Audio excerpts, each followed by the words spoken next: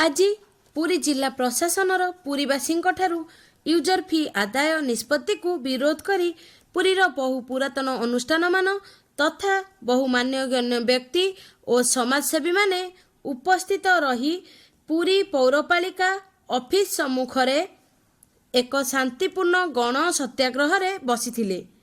पुरीवासी पूर्वरु holding tax देउथिबारु पुनर्बार Parimal शुल्क काहींकी देबे बोली सत्याग्रहकारी माने प्रश्न करथिले।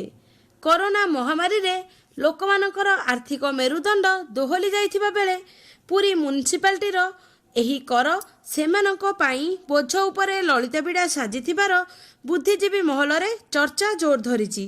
एही जन सत्याग्रह रे वरिष्ठ समाजसेवी चक्रधर महापात्र, सूर्यनारायण रथ, शरद रायगुर, स्वाधीन पंडा, चिन्मय दास, मनोज रथ, बद्रीनारायण मिश्र, सुकांत पंडा प्रभृति उपस्थित रही पुरीवासी अधिकार पाई अंटा भिड़िथिले।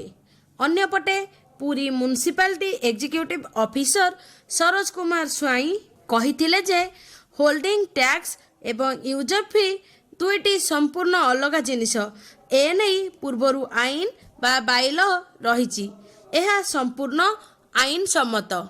आज पुरी सहरवासी समस्त संगठन एवं विभिन्न साइर लोक माने आछंती यूजर फीस के विरोध करा जाउची।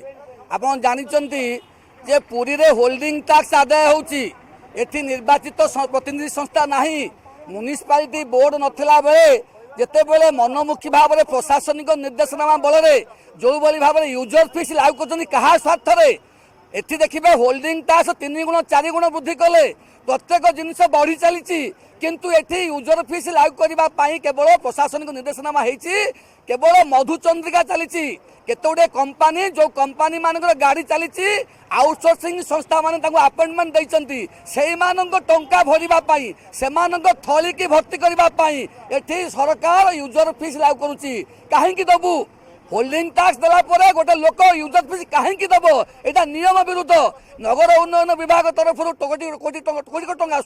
कोटी टंका आसुची, एथि मध्य टिकस आदाय होउची। से टिकस कुआरे विनिमय होउची, कोठी खर्च करउचंती ताहा मध्य आमे हिसाब मागुचु जिल्लापाल को।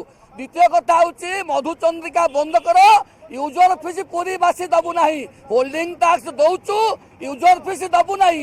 यही निष्पत्ति बल आज जन सत्याग्रह चली। आगामी दिन में जिल्लापाल